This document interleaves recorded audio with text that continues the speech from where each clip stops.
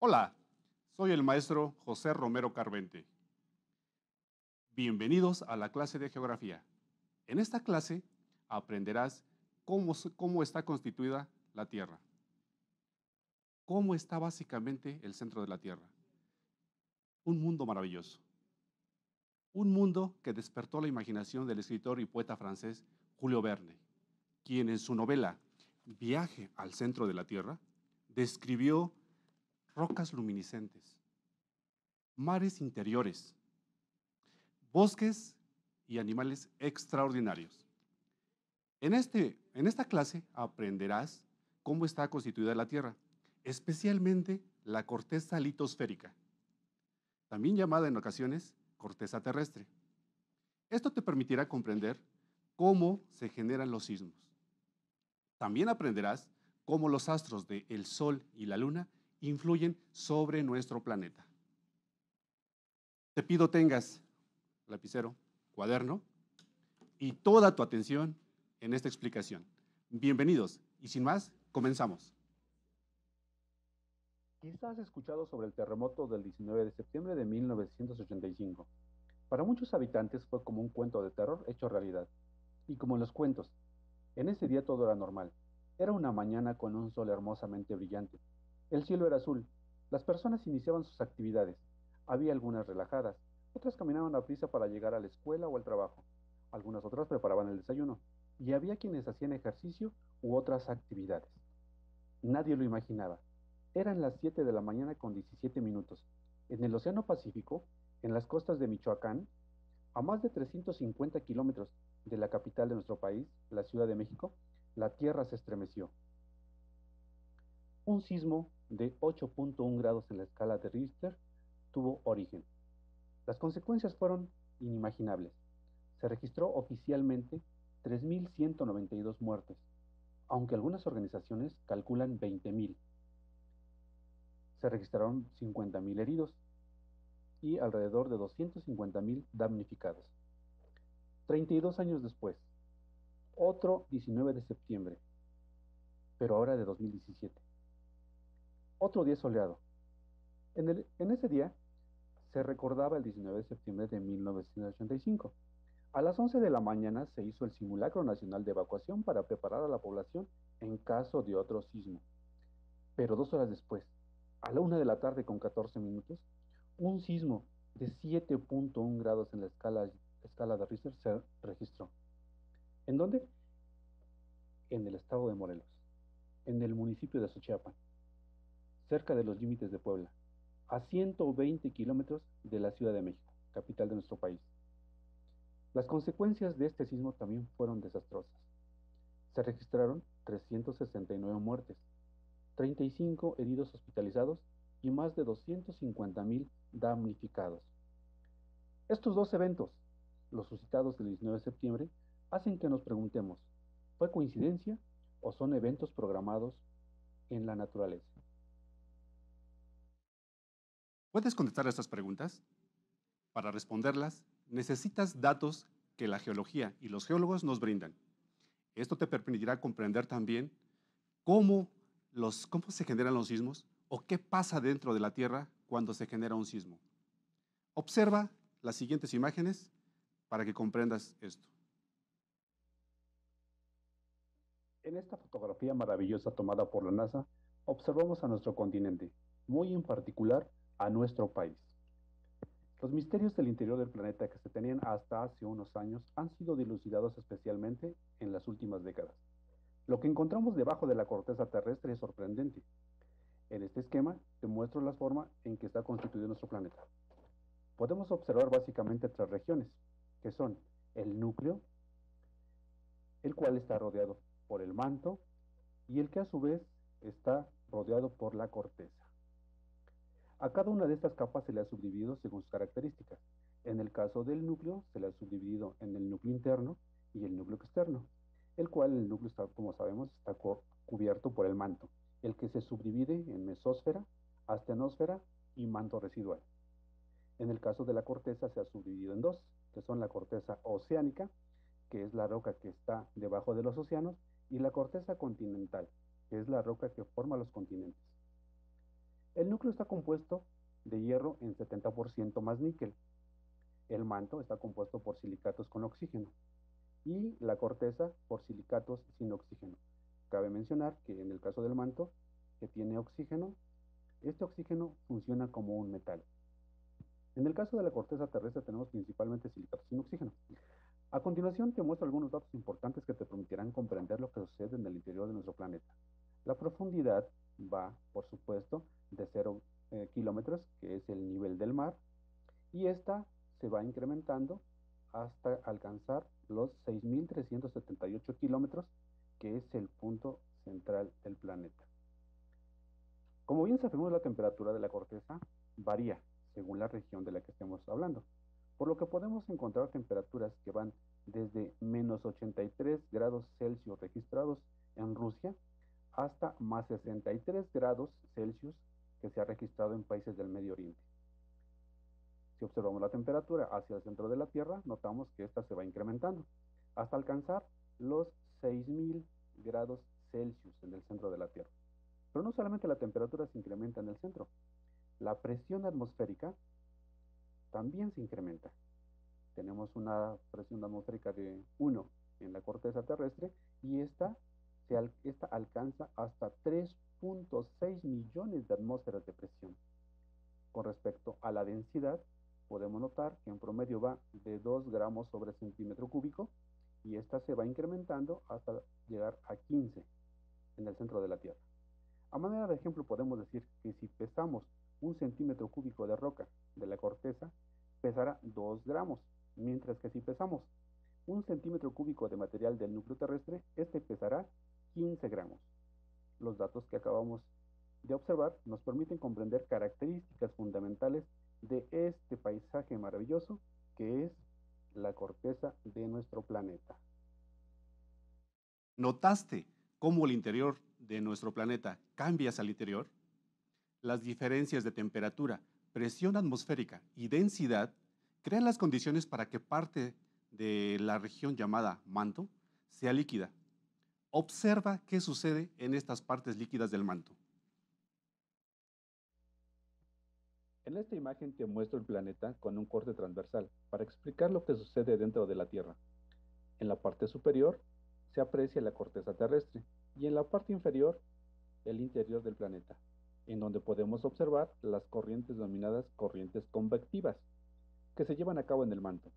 Estas se originan en la región del manto que está más cercana al núcleo, ya que la materia localizada en esta región, debido a las altas temperaturas, se derrite y asciende hacia la corteza, en donde disminuye parcialmente su temperatura, tal como sucede en una olla de agua hirviendo.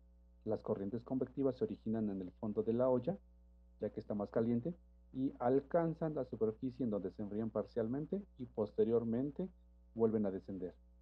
Se piensa que por encima de las corrientes de convección se localizan grandes zonas de roca a las que denominamos placas tectónicas.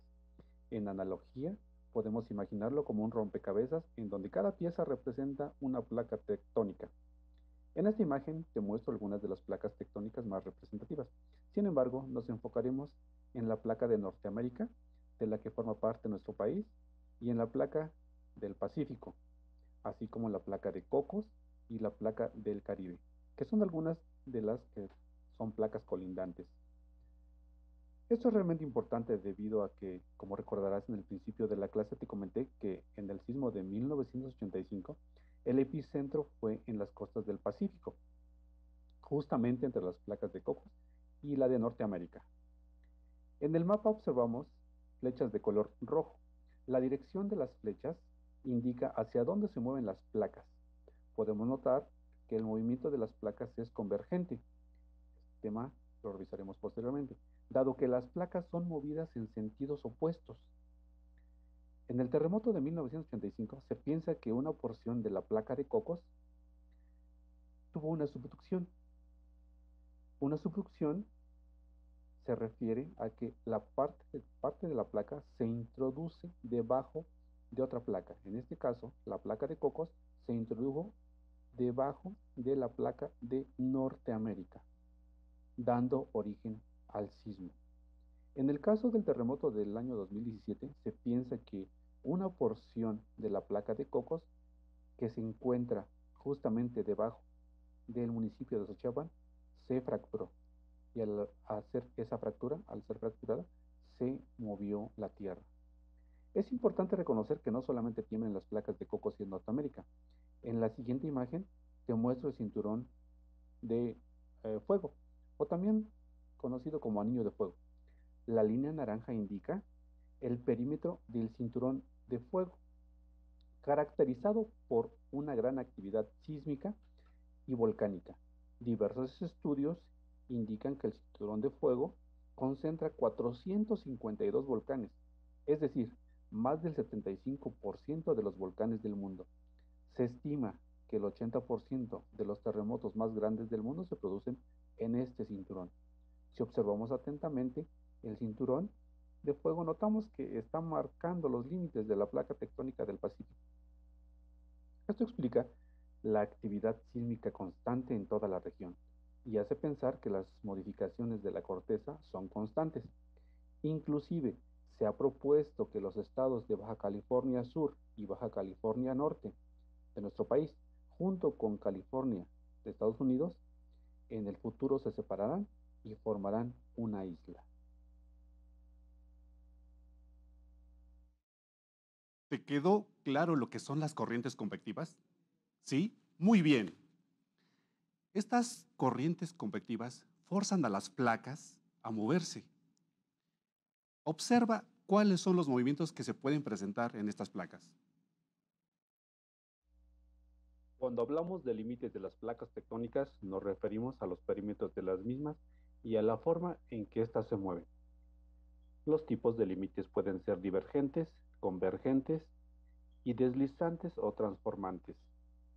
Los tipos de movimientos divergentes se caracterizan porque las placas van en sentido contrario, debido a que entre ellas se está formando corteza nueva. Tal es el caso de las dorsales del Pacífico o las dorsales del Atlántico, que como se ha observado, estas se están moviendo constantemente en sentido contrario, es decir, la corteza va creciendo en sentidos contrarios y esto es debido a que se está formando corteza nueva. En el caso de los límites convergentes, se caracterizan porque existe una colisión entre ellas. En el esquema se está representando la dirección de movimiento de estas placas. En estos esquemas se muestra en la parte superior la placa número 1, que es corteza oceánica, corteza marina, y la placa número 2, que es corteza continental. Puede observarse que la corteza oceánica se está subduciendo.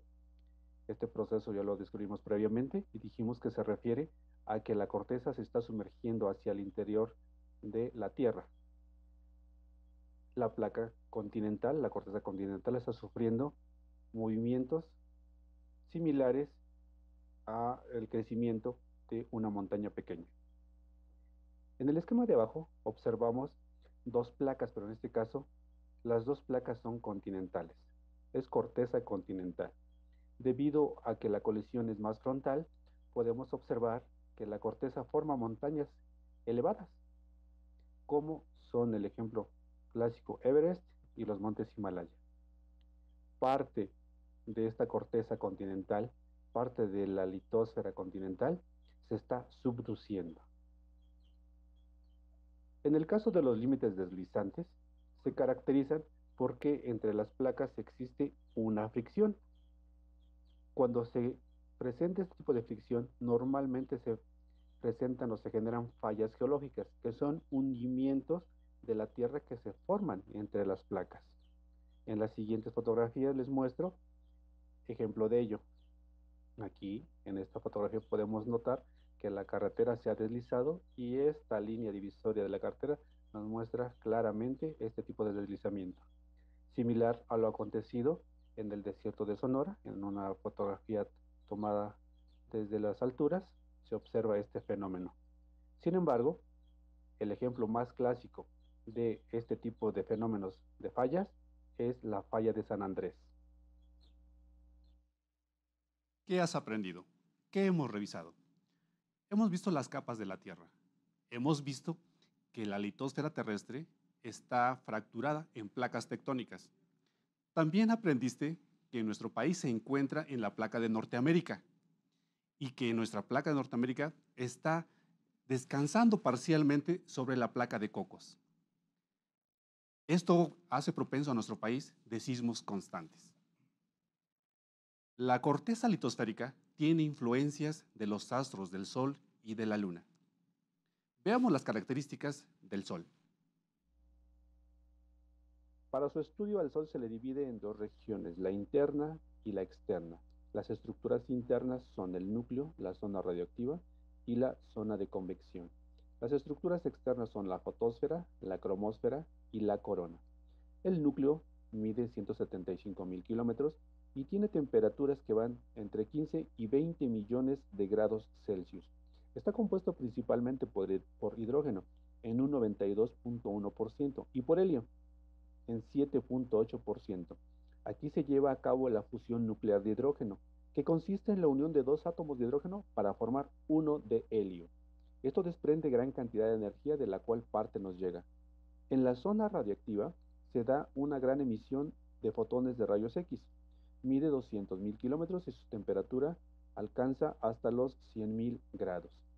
En la zona de convección, llamada así porque se dan movimientos de ascenso y de descenso de materia incandescente, se dan movimientos de convección, se tiene una temperatura de 6.000 grados Celsius y esta mide 200.000 kilómetros. La fotosfera, que es la primera capa de la región externa del Sol, emite gran cantidad de luz y de calor.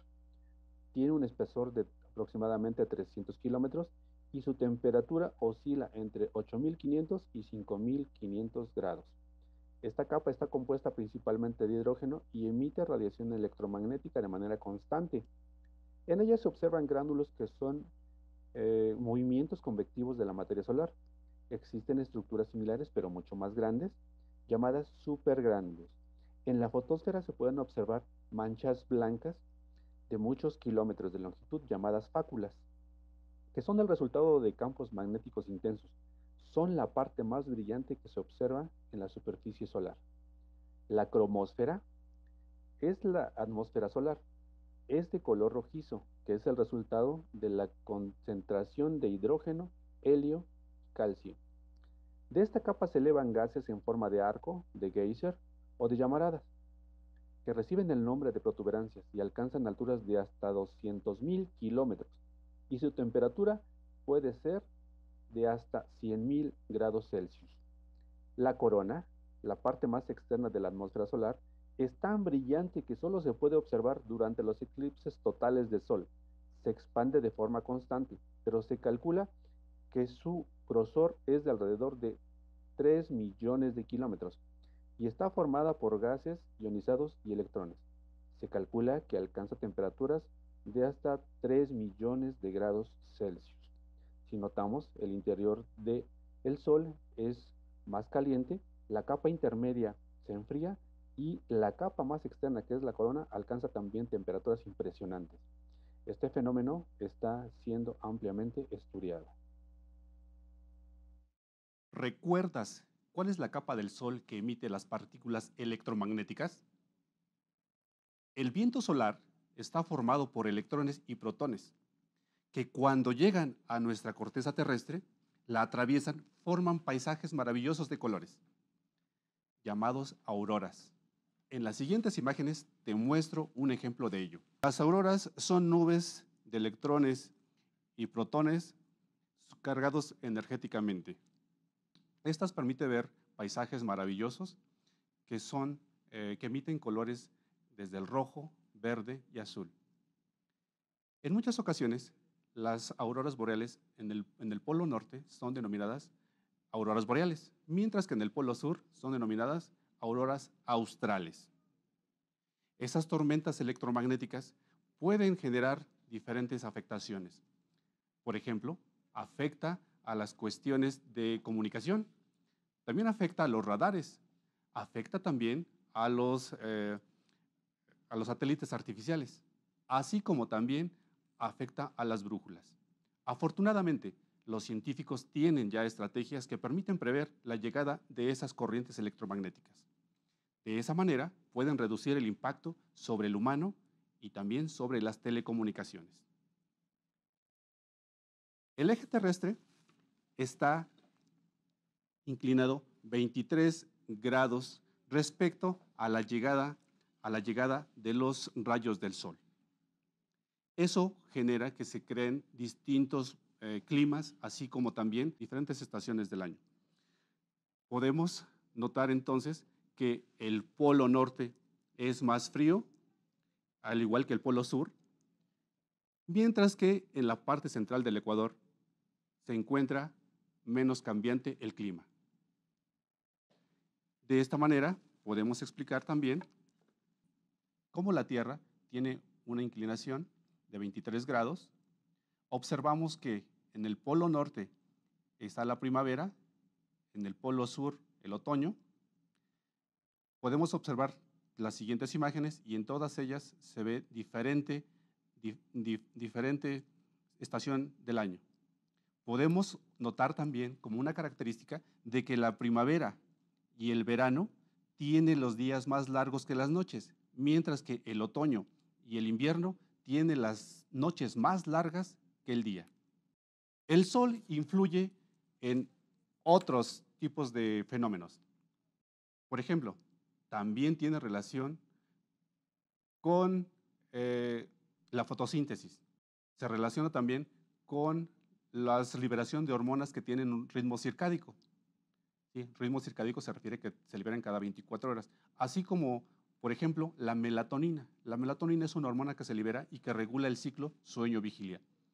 El Sol también se relaciona con la migración de las aves, de algunas especies de aves o algunas especies de especies marinas. El clima también es regulado por el Sol, evidentemente.